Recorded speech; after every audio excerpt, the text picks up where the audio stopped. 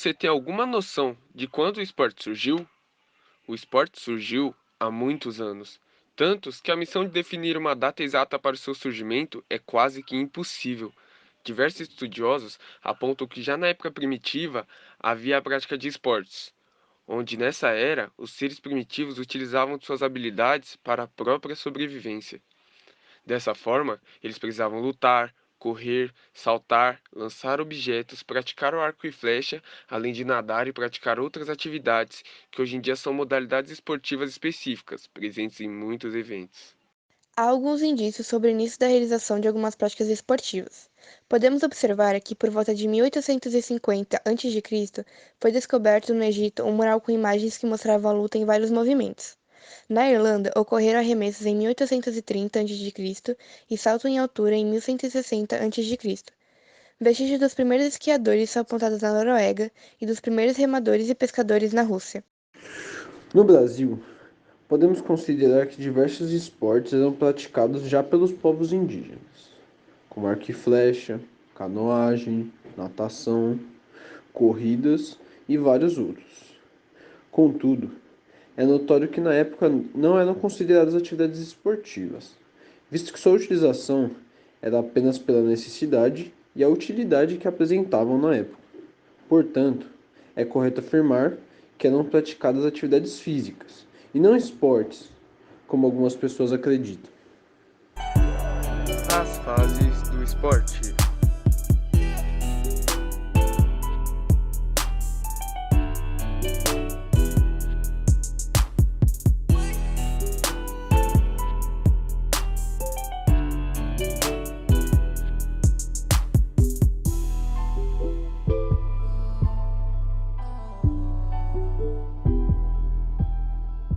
A Grécia foi a precursora da primeira fase do esporte, que é denominada esporte antigo, e tinha como maior finalidade a prática voltada para a sobrevivência e para a guerra, em modalidades como caça e lutas.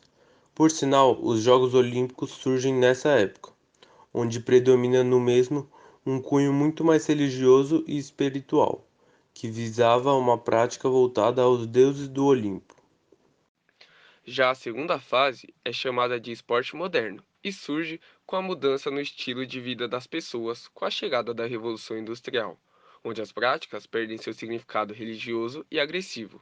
Assim, passam a ser praticadas como forma de lazer e como prática para o desenvolvimento físico. Além disso, surgem espaços apropriados para essas práticas, bem como os estádios e as quadras, que também começaram a fazer parte das escolas na época.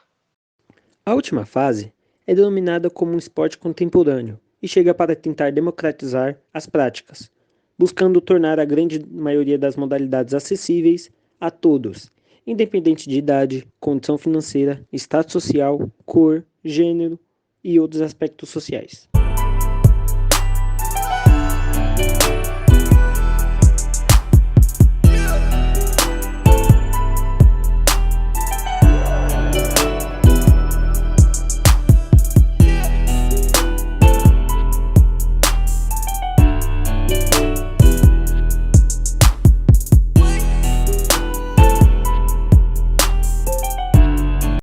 A prática esportiva vai muito além da competição.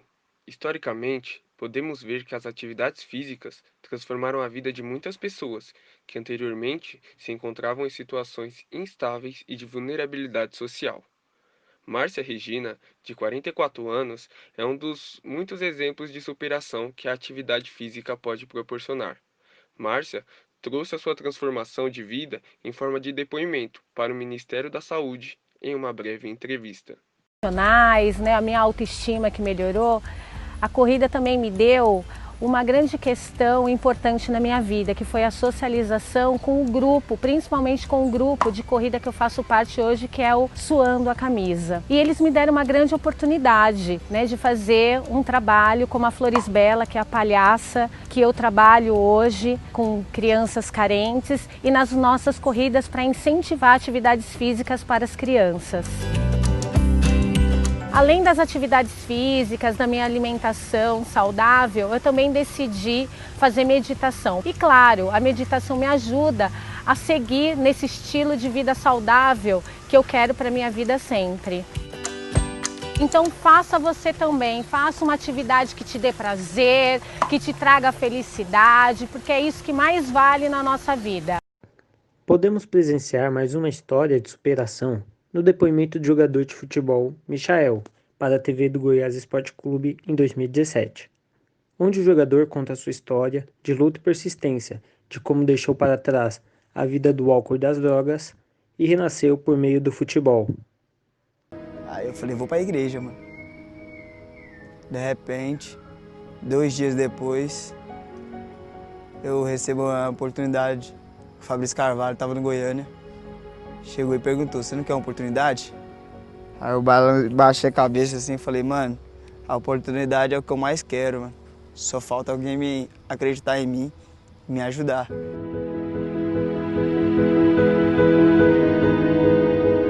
Relação de esporte e cultura.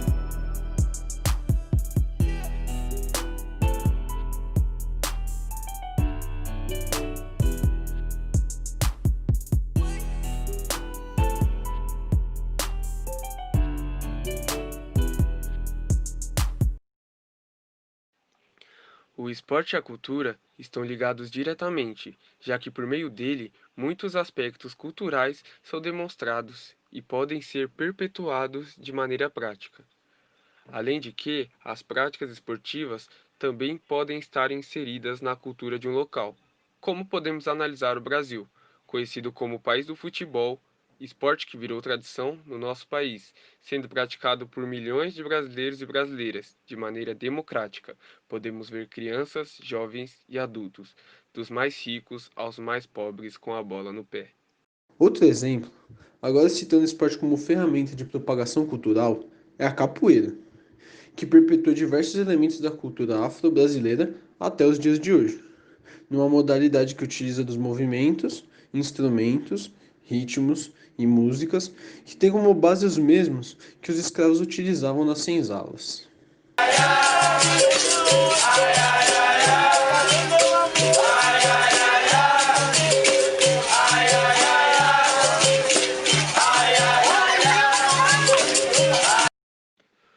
Portanto, vimos o quão importante os esportes e desportos são para a vida das pessoas, de tal forma que tem um significado muito mais amplo do que meramente competições. Como conseguimos observar, os esportes e desportos definiram vidas e culturas ao longo do tempo, trazendo um significado muito mais humano, onde renascer não é unicamente uma questão religiosa ou filosófica, e sim uma questão de querer e buscar.